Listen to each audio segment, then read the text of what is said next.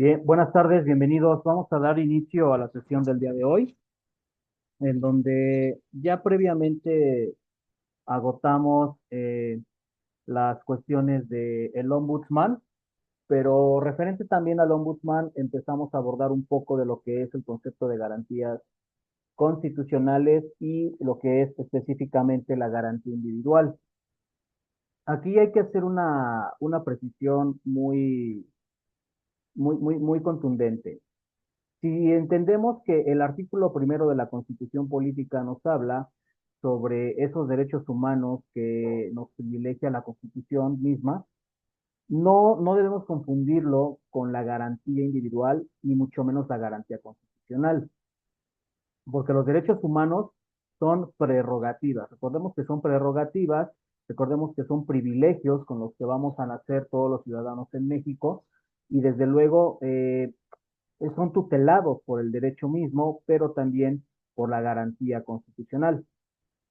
Al hablar de garantía constitucional, vamos a hablar sobre asegurar el cumplimiento de una obligación. Vamos a hablar sobre ese compromiso, no solo jurídico, sino también social que tiene el Estado con respecto del ciudadano. Por eso, en esa relación de las garantías constitucionales, vamos a establecerlas a través de las instituciones y de aquellas condiciones de gobernabilidad específicamente hablando, porque recordemos que el Estado mexicano es un Estado federado a través de representatividad democrática y sobre todo de representatividad a través de los tres poderes de la Unión. Por eso es que el Estado mismo, siendo el eje rector del comportamiento social en el país, tiene que asegurarnos ese disfrute pacífico y el respeto a los derechos humanos que hoy operan en nuestra actualidad, porque recordemos que México viene de movimientos sociales, eso lo voy a mencionar constantemente, que para poder entender el proceso evolutivo del derecho positivo mexicano, nosotros debemos entender que México es un país que constantemente estuvo inmerso en movimientos sociales, pero en movimientos más que otra cosa de carácter bélico.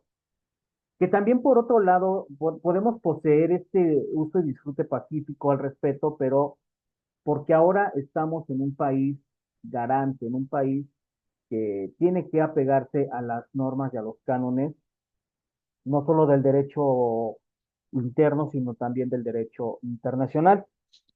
Y que en esta cuestión entendamos nosotros la operatividad en donde está consagrado actualmente el derecho humano en México. Los derechos humanos surgen ya como una medida necesaria, de ahí que ustedes hicieron el análisis del expediente varios 912-2010, por todos los agravios que habían suscitado ya entre el Estado mexicano, el ejército mexicano y algunos acontecimientos de agravios graves, agravios, perdón, en este caso agravios sumamente delicados, ¿no? Dirigidos a la sociedad mexicana. Entonces, en esta parte, la garantía constitucional me va a dar que a través del Estado se haga respetar la Constitución, todo lo estipulado en el articulado de la Constitución política.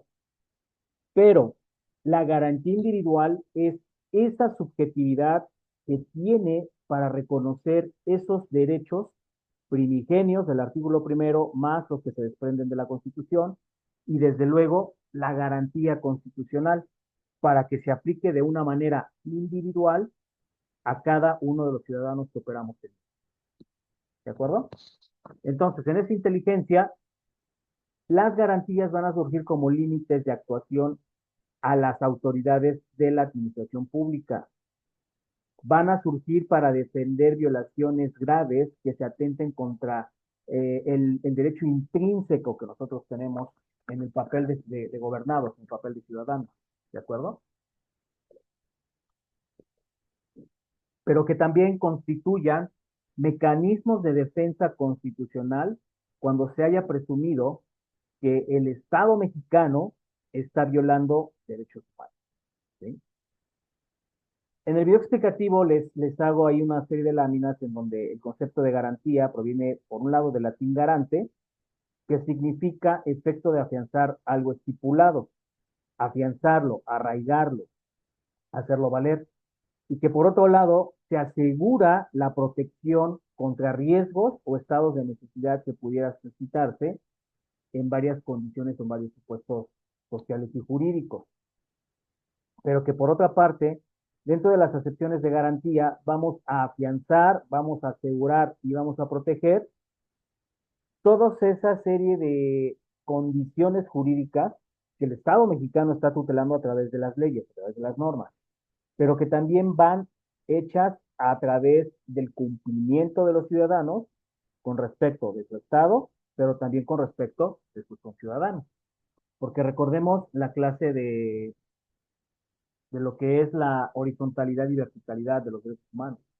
O sea, nosotros estamos obligados, por un lado también, a hacer respetar esas garantías y hacer valer esos derechos, porque en este sentido nosotros somos una sociedad de repente muy despótica, muy discriminatoria, ¿no?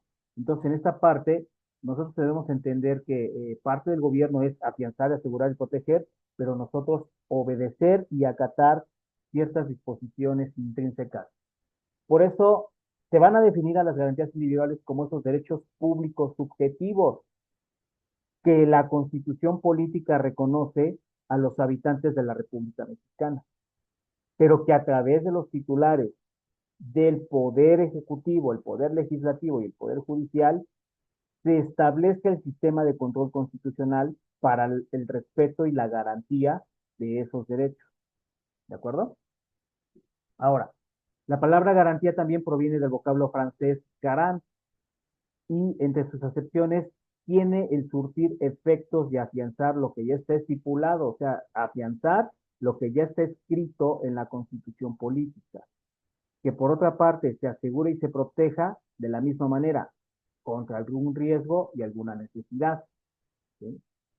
Entonces, las garantías individuales van a ser conceptos de materialidad sobre conductas en una relación tripartita.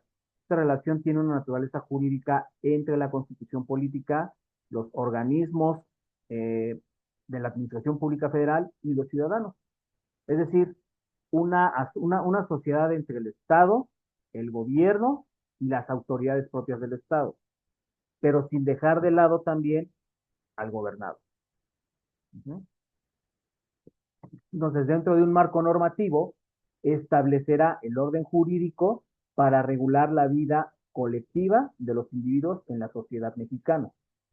Obviamente también en la sociedad internacional, porque recordemos que México está adherido a pactos internacionales. De la naturaleza rígida de nuestra constitución política, recordemos que la constitución es rígida porque está escrita, porque atiende al orden consuetudinario y sobre todo que al establecer ese carácter escrito, tiene que estar articulada y en su momento dividida. Por eso es que la parte dogmática nos privilegia los primeros 29 artículos en cuanto a los derechos humanos y las garantías constitucionales, y desde luego las garantías individuales. La segunda parte, que es la parte orgánica, nos va a establecer esa estructura eh, organizacional, pública, política, geográfica del Estado mexicano y obviamente del país. Por eso, referente a las fuentes de las garantías individuales, la Constitución siempre será la primer fuente, porque de ahí se van a desprender todas aquellas enunciaciones que protejan esta cuestión de generalidad, obligatoriedad, proporcionalidad y legalidad. ¿Sí? Entonces, en esta parte, las garantías son derechos mínimos que poseemos todos los ciudadanos en un plano, sí de subordinación, pero en un plano también lineal, institucional y sobre todo en apego al marco jurídico. O sea, esto pudiera ser como una punta del iceberg para que nosotros establezcamos los principios y los parámetros sobre los derechos determinados que poseemos las personas en un país. Uh-huh. Por ello es que tan importante es ampliar esta parte de la Constitución política a las entidades federativas de los ordenamientos jurídicos que hacen al sistema jurídico nacional. pero que relacionado con el sistema jurídico internacional también tengan obligatoriedad y vinculatoriedad con respecto de ciertas decisiones que ha tomado el Estado mexicano en agravio de los ciudadanos. En esa inteligencia, nosotros vamos a establecer que las garantías individuales va a ser partícipe el sujeto activo y el sujeto pasivo. El sujeto activo será el gobernado, o sea, nosotros los ciudadanos.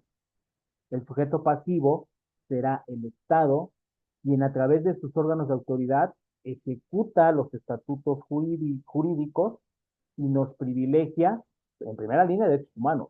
En segunda línea, nos privilegia esas condiciones de garantía individual. Por eso es que las garantías individuales no van a recaer sobre objetos materiales. No podemos proteger un auto, una casa, o sea, patrimonialmente pudiera estar estipulado en ciertos ordenamientos jurídicos, pero estatutariamente en la garantía derivada de la Constitución siempre va a recaer la relación jurídica entre los individuos, entre las personas. Así es, ¿de acuerdo? Por ello es que la garantía individual siempre va a tener un objeto jurídico de cuidar y amparar nuestros derechos frente a los actos del poder público.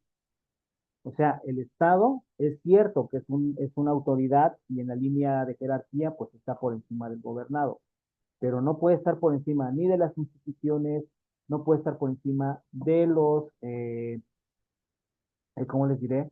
De las instituciones, no puede estar por encima eh, de los propios ciudadanos, de los poderes de la Unión. Por eso es que existe el bloque de constitucionalidad.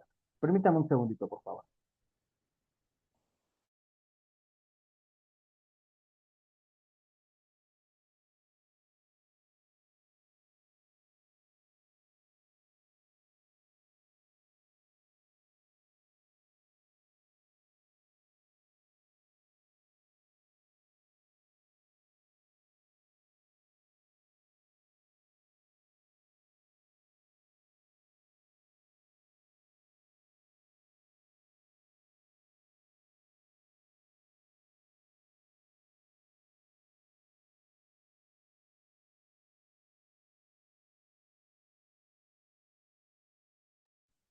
Sí, perdón, una disculpa. Entonces, en esta parte, nosotros siempre estableceremos esos mecanismos de defensa bajo el amparo de la ley. Por eso que en el bloque, dentro del bloque de constitucionalidad, tenemos dentro de las instituciones y del derecho de petición el principio de instancia de parte.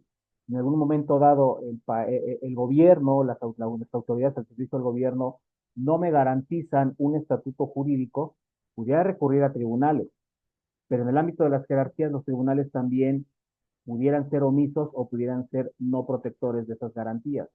Puedo recurrir a los tribunales de alzada, puedo recurrir a los tribunales ya de supremos, como por ejemplo la Suprema Corte de Justicia de la Nación. Ajá. Y es ahí donde yo voy a ser capaz de desempeñar todo el tipo de actividad jurídica, pero de la mano de la ley. Y sobre todo, que la actividad jurídica de toda persona siempre va en esta inteligencia de contraer obligaciones, pero también de que se le respeten esos derechos primigenios de la Constitución política. Porque el Estado tiene la obligación de coordinar a sus organizaciones y sobre todo que siempre que se actúe como un elemento de particularidad, el Estado tenga esos atributos de tener cuestiones unilaterales, imperativas y coercibles para la manera de aplicar los estatutos y los ordenamientos jurídicos.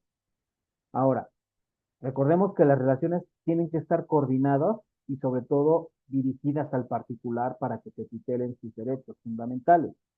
Por eso el Estado debe constituir buenas relaciones coordinadas con la Administración Pública Federal, pero no dejar de lado los actos de autoridad. ¿Me explico? Entonces, en esta parte, el sujeto activo siempre va a estar bajo la esfera de un acto de autoridad que va a emanar del órgano del Estado, justamente. Pero en la relación de suprasubordinación, esas relaciones tienen que estar bien tuteladas por el Estado de Derecho entre el gobernante y el gobernado. Por eso es que el Estado necesita estar representado por las autoridades, porque el Estado es una persona moral, o sea, es un cúmulo de personas físicas que van a crear una entidad ficticia llamada persona moral, pero que en esta parte, al detentar el poder estatal, necesita la competencia de las leyes para cada una de sus actividades que van a regular. ¿Me explico? Entonces, en esta parte, las garantías también son derechos oponibles que se pudieran ejecutar a la autoridad propia. ¿Por qué? Porque el Estado tiene una idea a veces muy ambigua de lo que es la autoridad, a veces muy totalitaria y arbitraria de lo que es la autoridad. Entonces, en esta condición, nosotros vamos a entender que los funcionarios están al servicio de nosotros, pero que dentro del respeto del marco jurídico, si hay violaciones graves a derechos humanos, desde luego que la autoridad principal sería la Suprema Corte de Justicia de la Nación, porque ellos pueden disponer de ciertas ejecutoriales, ¿sí? De ciertos criterios jurisprudenciales que nos van a proteger a nosotros los ciudadanos desde el momento cero de ser violados en los derechos humanos. Incluso cualquier funcionario puede disponer también de la fuerza pública para hacer cumplir las decisiones del Estado. Pero si el Estado no justifica esos actos de autoridad, está violando derechos fundamentales y sobre todo está atentando contra la garantía que consagra la Constitución política. ¿Hasta aquí alguna duda? No, ninguna, gracias. Todo bien, profesor. Muchas Gracias. gracias.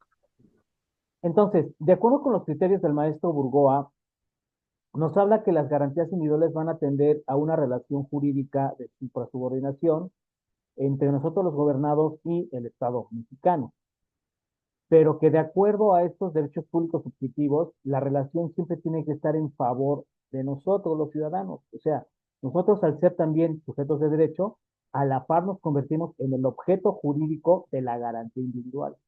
¿Por qué? Porque el tercer criterio que Burgoa nos habla es que esa relación correlativa entre la relación jurídica, el derecho subjetivo y el derecho objetivo debe ser consistente en respetar ya lo consolidado en la constitución política y desde luego en todas las garantías individuales. Pero estar al acecho de observar y cumplir las condiciones de seguridad jurídica del propio objeto. El cuarto criterio que el maestro Burgoa nos aborda es esa previsión y regulación como fuente del derecho hacia la ley. Sabemos que una de las fuentes del derecho es la ley. Y entonces, en esta parte, la naturaleza jurídica de las entidades individuales van a estar establecidos en los derechos subjetivos de carácter público, dirigidos a los gobernados.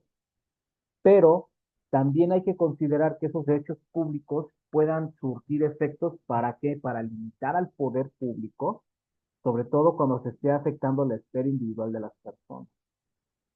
De ahí que la garantía individual nos va a decir que no te pueden violar derechos constituidos como garantías individuales.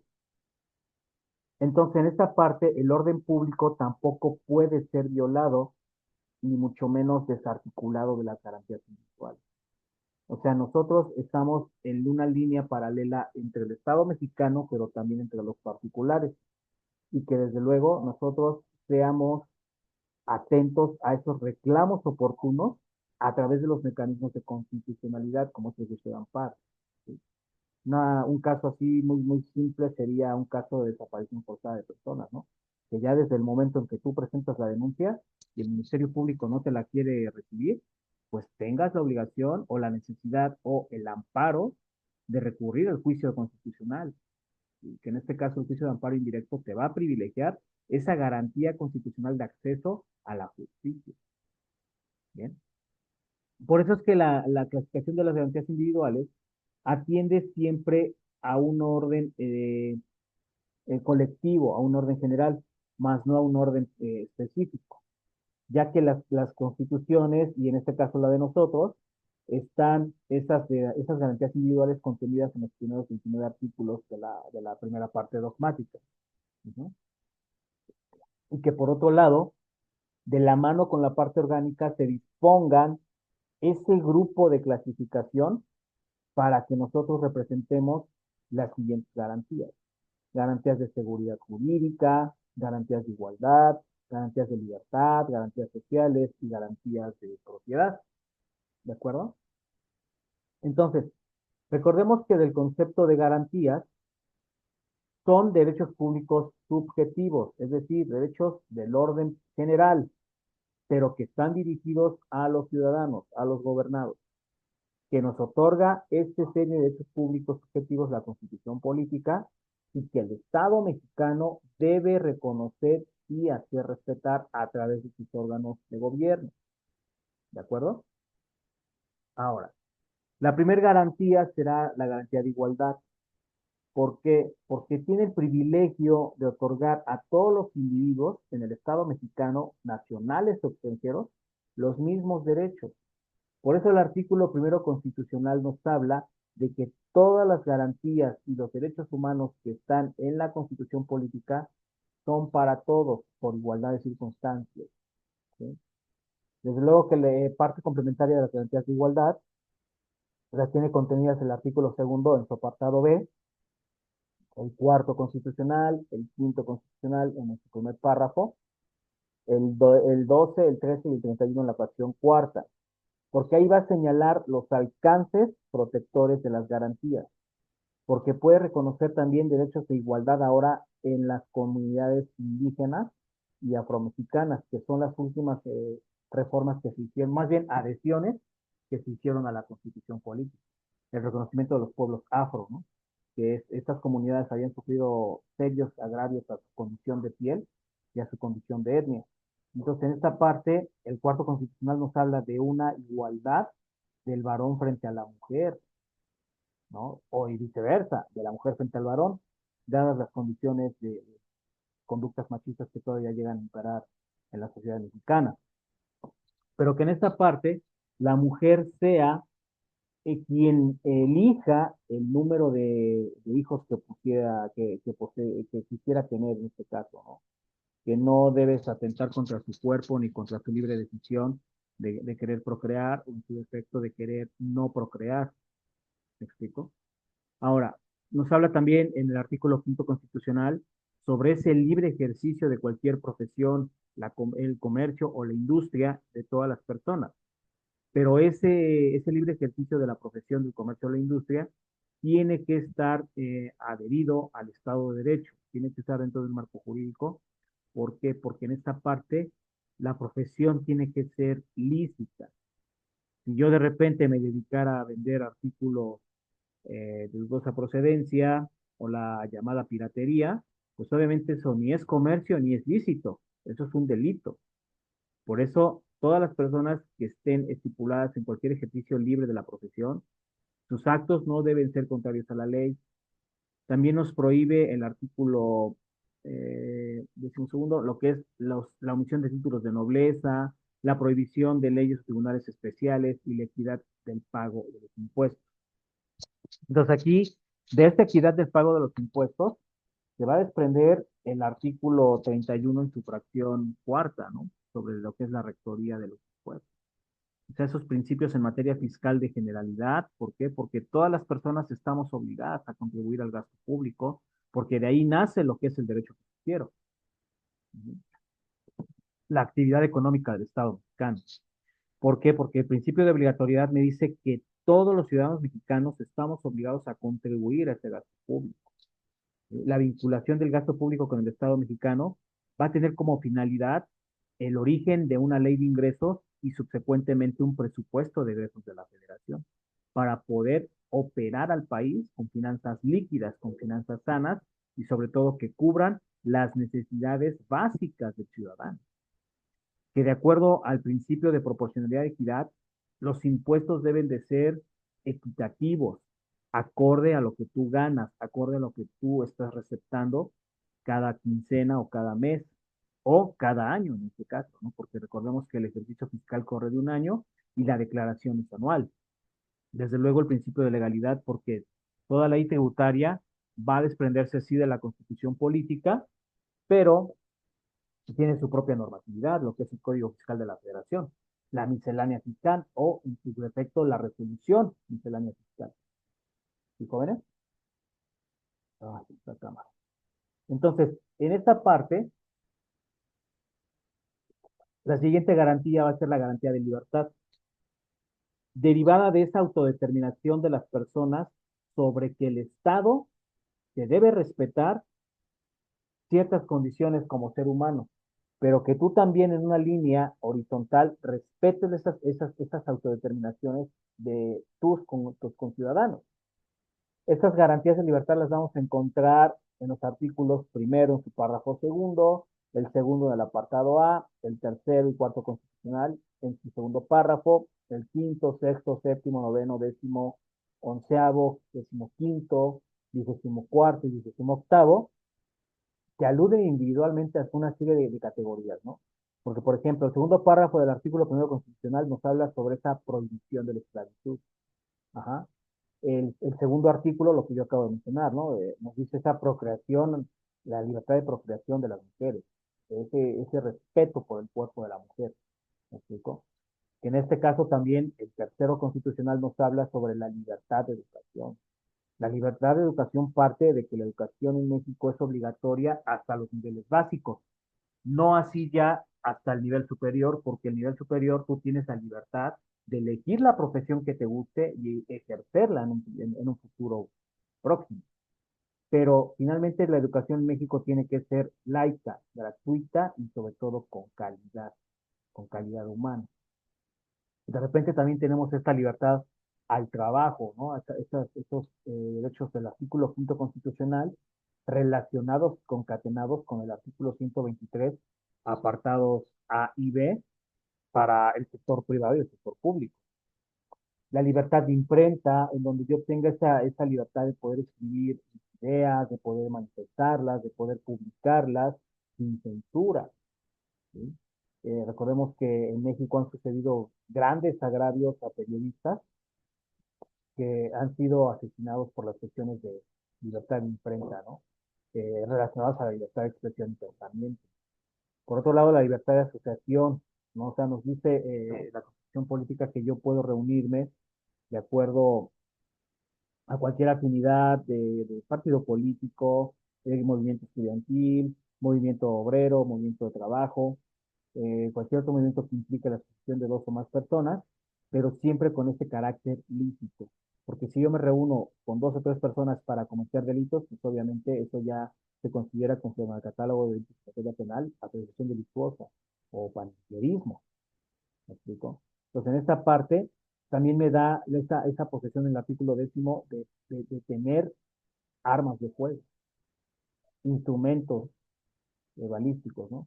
Que para que yo las posea, las porte, necesito someterme a lo estipulado en la Ley Federal de Armas y Explosivos y sobre todo a los estatutos que Sedena me estipule para yo poder establecer esa línea de cómo voy a obtener armas de fuego. Desde luego, el arma de fuego puede ser para defender la vida misma o la vida patrimonial de mi casa, la vida individual de cada uno de mis hijos o los miembros de la familia. Ajá.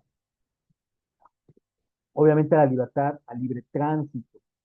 Por eso, cuando de repente las autoridades, y sobre todo las autoridades policíacas, detienen el libre tránsito de los ciudadanos, bajo el amparo y el mal argumento de que son revisiones de rutina, están coartando esa garantía de libertad al libre tránsito. Más allá de las condiciones de violencia que hoy vive el país, las acciones preventivas no deben coartar el libre tránsito. Y sobre todo cuando hay mal ejercicio de la praxis en la policía en México. Y sobre todo que bajo el amparo de una placa y el poder autoritario que te da un arma, sigas fastidiando al ciudadano. Esto no puede seguir operando en México. ¿Sí? Las acciones preventivas no van a molestar de esa manera a los ciudadanos mexicanos. Y sobre todo, que esa libertad de tránsito también en el derecho de manifestarse, ¿no? Relaciona así con el derecho de pensamiento y de asociación. De repente las manifestaciones infundadas, manifestaciones que no tienen sentido, que coartan esa libertad de tránsito de los ciudadanos mexicanos respecto de que bloquean tramos interestatales, de que bloquean vías primarias, vías generales de comunicación. O sea, una cosa es el respeto a tus ideas, a lo que estás manifestándole al Estado mexicano, pero cuando tú ya cuartas el libre tránsito de tus demás ciudadanos, ya tu manifestación perdería hasta cierto punto condiciones de legalidad. Obviamente, la prohibición de extraditar reos políticos por cuestiones o condiciones de la mera política sin que esté debidamente agotado el tratado internacional. Recordemos que hay un derecho de tratados que nos dice cuáles son los lineamientos a seguir para cuando una persona deba ser extraditada por delitos, por ejemplo. Ujú. O sea, recordemos que ahorita México ha extraditado a varios elementos del crimen organizado en su modalidad de narcotráfico, con el objeto de que sean enjuiciados en Estados Unidos porque han causado agravios al sistema jurídico de Estados Unidos. Obviamente, la libertad de culto.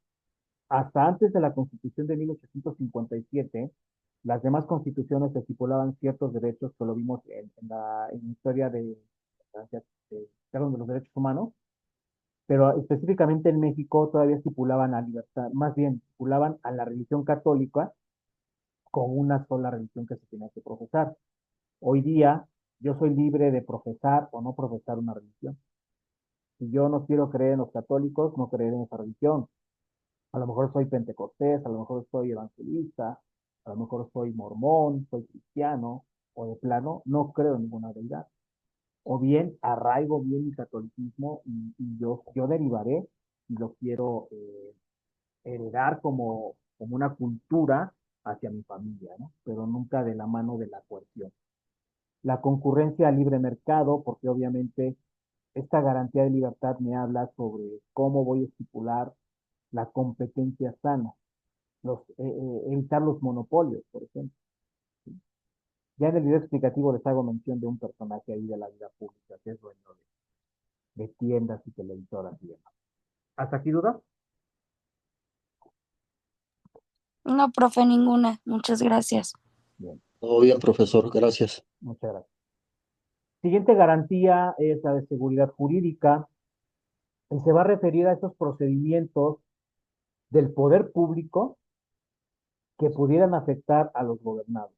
Es decir, estas garantías están consideradas en el artículo octavo constitucional y partirán del 14 al 23, porque el octavo constitucional nos habla sobre el derecho de petición, sobre ese derecho a que yo solicite la intervención de las autoridades cuando lo estime conveniente, o en su defecto, cuando yo solicite la intervención del órgano jurisdiccional ante algunas situaciones de controversias o contiendas judiciales. Uh-huh.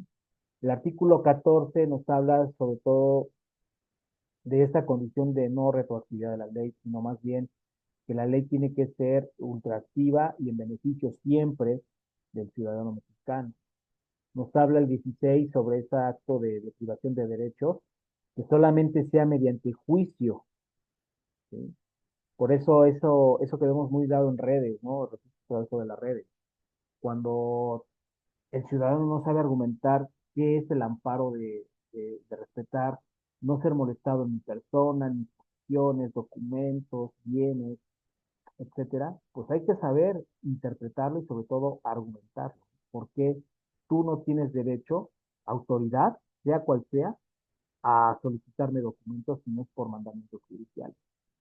Y sobre todo que los juicios deben de prohibirse por mera analogía de razón. O sea, los juicios tienen que aplicarse de acuerdo a las leyes vigentes, de acuerdo a las calificaciones adjetivas estipuladas ahí en los procesos y procedimientos de contienda judicial. Entonces, obviamente, no se puede aplicar analogías, sobre todo en juicios penales, porque en juicios penales, ustedes que ya van a llevar derecho penal y cuando lleven derecho procesal penal, entenderán cuál es la factibilidad y la utilidad de la teoría del caso, cómo se debe integrar la teoría del caso ahora con las carpetas de investigación y por qué el papel de la investigación criminal es necesaria y sobre todo contundente, pero sobre todo muy importante para poder romper esas cuestiones de analogía en los juicios del orden penal. Obviamente los principios de legalidad e inviolabilidad del domicilio, ¿no? Que nos marca el propio artículo 6 constitucional. Los requisitos de la prisión preventiva y sobre todo los requisitos jurídicos cuando hay una detención por mandamiento judicial. El propio artículo 20 constitucional nos marca, bueno, antes de pasar al 20, el artículo 18 nos habla sobre la rectoría del sistema penitenciario en México, que lo tenemos muy olvidado aquí en la parte jurídica, ¿no? O sea, yo creo que esta materia también debería ser parte curricular de las áreas de derecho, porque se me imparte más en licenciaturas como seguridad pública, en licenciaturas como criminología y criminalística. Pero la atención del sistema penitenciario, ¿verdad? Del artículo 18 constitucional, debe de establecer las condiciones en las que viven los PPL, ¿sí? Las personas privadas de su libertad. Porque si bien tienen derechos restringidos, suspendidos, no extinguen sus derechos humanos. Y lo que sucede hoy día en las cárceles en México es muy serio. Es muy serio. ¿Por qué? Porque los PPL no viven en condiciones a veces hasta salubres, ¿no? Contrario a lo que pudiéramos pensar, bueno, yo que hago visitas al sistema penitenciario, pues al menos a donde yo acudo, que es en un anexo de ahí del Reclusorio Norte, los tienen bien, están bien alimentados, pero finalmente no deja de ser una prisión. Entonces, partiendo del artículo 20 constitucional, nos habla sobre estos derechos que tienen los imputados por un delito, derechos humanos, sobre todo lo que recordábamos en sesiones anteriores. Nos guste o no, los delincuentes tienen derechos humanos. No los podemos violentar en esta parte. Los derechos de la víctima o de la atención a víctimas del delito. O sea, ¿qué pasa de repente con estos aspectos jurídicos en donde nos trazamos más a establecer las líneas de culpabilidad de los imputados, pero nos olvidamos de las víctimas, porque a lo mejor una víctima pudiera ser olvidada por el sistema, pero probablemente esa víctima puede estar mintiendo y pudiera estar inculpando a un inocente. Y esos casos son muy recurrentes todavía. Uh-huh. Hay que ver qué derechos tiene la víctima y sobre todo los ofendidos de esta víctima. Por ejemplo, analizaba yo en otras universidades esta semana el caso de la guardería ABC. ¿Cómo se fijó o cómo se está fijando la reparación del daño para esos ofendidos sobre los infantes que fallecieron hace 16 años allá en Sonora? Y que de repente las autoridades en México no han garantizado esa seguridad jurídica para los padres de estos infantes fallecidos. ¿Sí? Pues aquí es cuando nosotros como abogados tenemos que analizar muy certeramente qué está pasando en el país, en el sistema judicial. Y realmente los jueces están preparados para establecer esos criterios de oportunidad y seguridad jurídica en atención a la víctima del delito. ¿De acuerdo? También va con respecto a la imposición de penas y que esta hacía solamente por sentencia a través del Poder Judicial.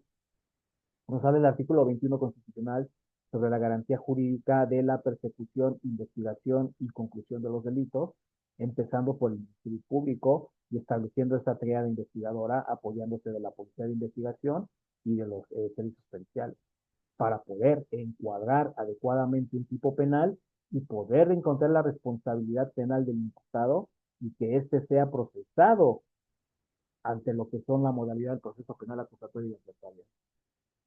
Desde luego, están prohibidos los tratamientos inhumanos para cuando una persona es detenida y es privada de su libertad. ¿Por qué? Porque de repente todavía se siguen cometiendo agravios a las personas. Y ahí está el documental Duda Razonable en cierta plataforma de videos, ¿no? O de contenidos streaming.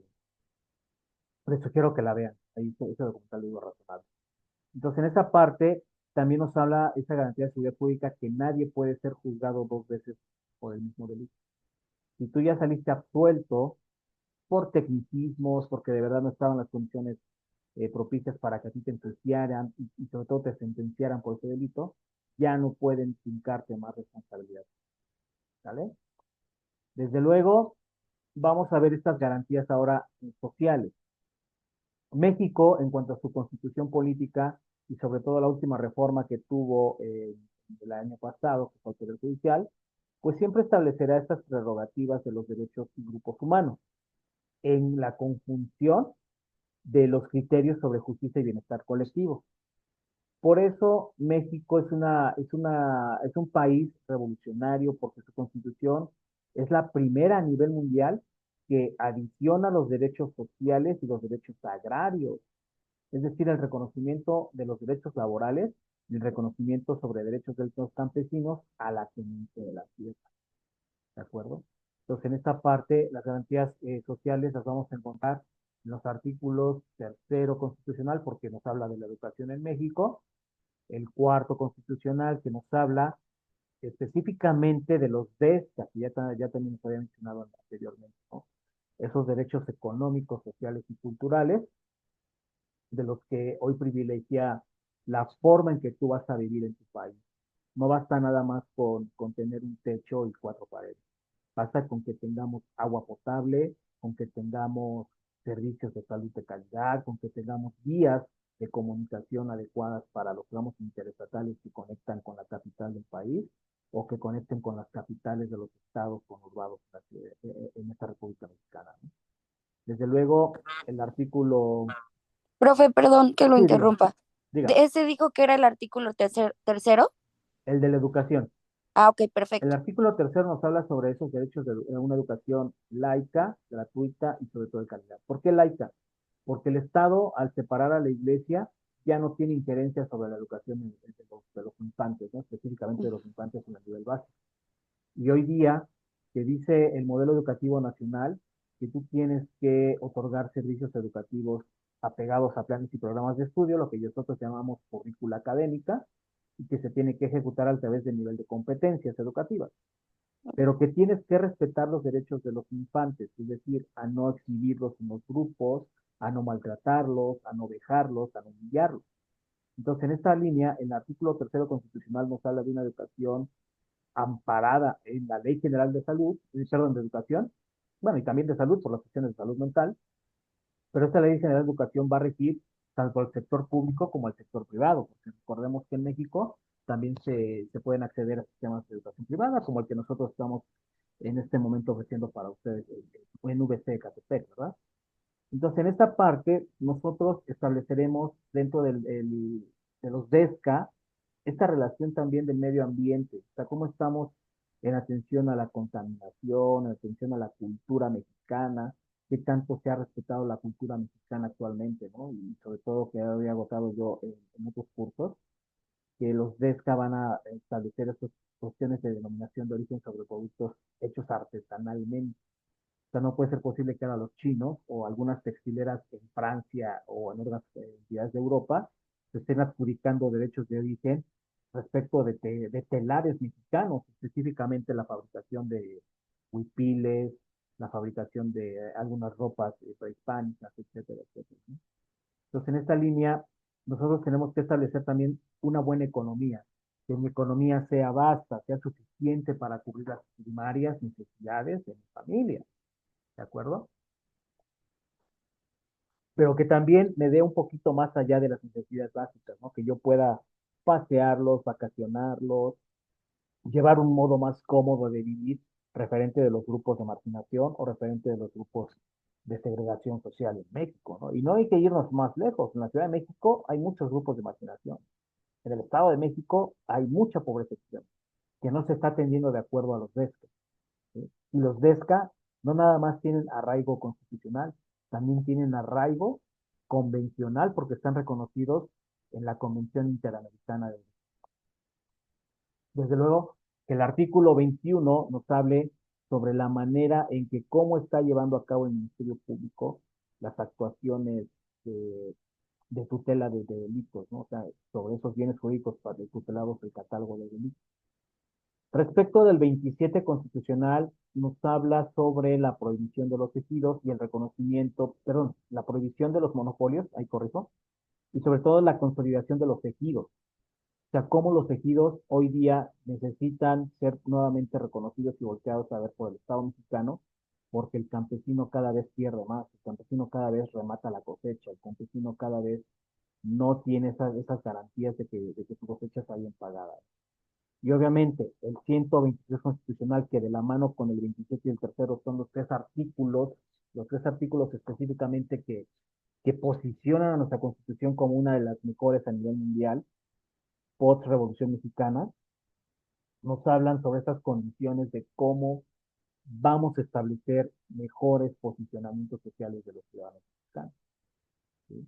Entonces, en esta parte, nosotros vamos a establecer siempre eh, los deberes también de la rectoría económica, ¿no? O sea, cómo el contenido social del presupuesto de ingresos va de la mano con la ley de ingresos y el Plan Nacional de Desarrollo, que más adelante vamos a ver, ya para finalizar parte de su curso. O sea, el Estado mexicano tiene el deber de atender a la población y sobre todo privilegiarles las condiciones más y mayormente necesarias, ¿de acuerdo?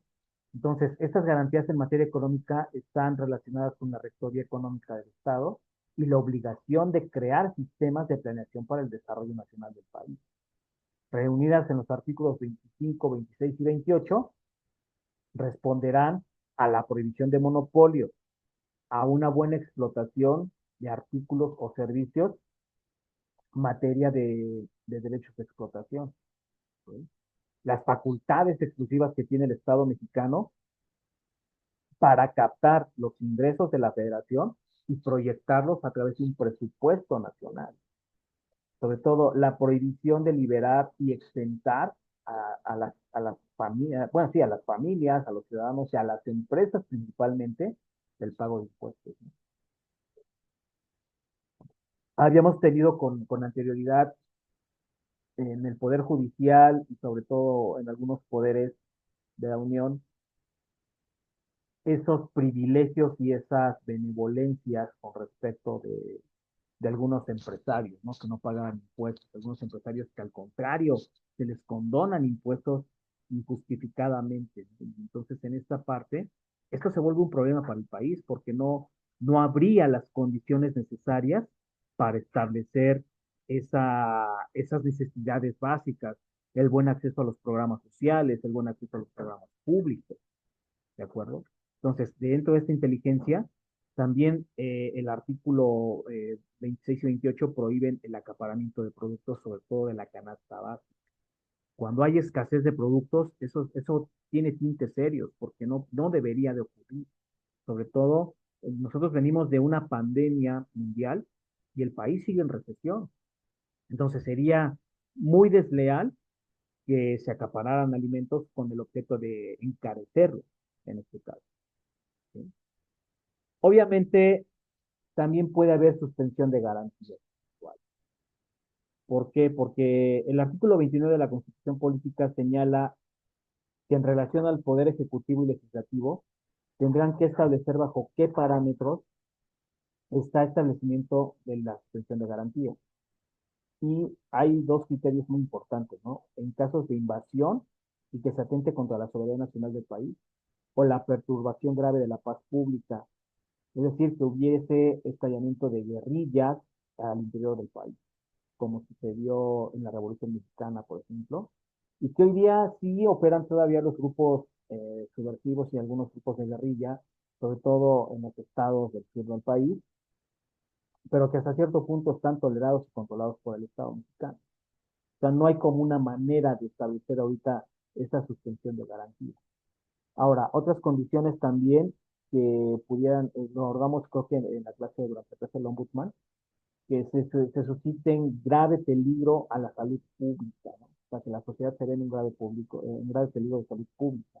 Por ejemplo, lo que hablábamos con el COVID-19. O sea, ahí, si bien nos mandaron a confinar, pues tú todavía tenías esa libertad de salir por tus productos a comprar, alguna gente hizo fiestas y demás, pero en la inteligencia del gobierno federal en ese turno no restringió ni mucho menos suspendió garantías individuales, ¿no? Para ellos la política fue, tú debes de cuidarte de acuerdo a tus necesidades, de acuerdo a tus niveles de autocuidado, y tú sabes si le entras o no le entras a esa parte del contrato. Entonces, en esta condición también puede haber suspensión y restricción de garantías, quizá por condiciones jurídicas. Ajá. Aquellas personas que ya son sentenciadas por, sobre todo, delitos graves, mayores a 5 años de prisión para compurgarla, y se ven restringidos ciertos derechos civiles y políticos, más no sus derechos humanos. ¿De acuerdo, jóvenes? Bien, ¿hasta aquí alguna duda, alguna pregunta, algún comentario? No, Todo profesor, bien, ninguna. Muchas gracias. todo bien, Perfecto. profesor. Bien, jóvenes. Pues ya nada más nos quedan por agotar dos temas de su programa de estudios, que los vamos a ver en las próximas sesiones, que es esa parte de México y el sistema interamericano de derechos humanos, o sea, la creación de la Corte Interamericana, cómo está constituida, cuál es la facultad, no solo jurídica, sino de atracción de la Corte Interamericana, y finalizaríamos con el último tema, que es el Sistema Nacional de Derechos Humanos. Es decir, México no cuenta con tribunales especializados en materia de derechos humanos. Para eso están los mecanismos de control constitucional como principio de amparo y las acciones de inconstitucionalidad promovidas por los poderes, las legislaciones locales y federales al Congreso de la Unión. Pero haríamos el análisis del artículo 102, apartado B constitucional, y referente a lo que es una institución protectora y garante de derechos humanos, que es la propia Comisión Nacional. ¿Sí? ¿Cuál es el papel que tiene hoy día? Si realmente sigue siendo una institución vigente, si realmente sigue siendo una institución que está al servicio de los ciudadanos mexicanos. ¿Sí? Entonces, ya estamos por terminar y bueno, con esto finalizo el día de hoy la sesión. Les agradezco mucho, mucho, mucho su atención y pasen un excelente domingo. Hasta luego. Gracias, profe, igualmente. Hasta luego.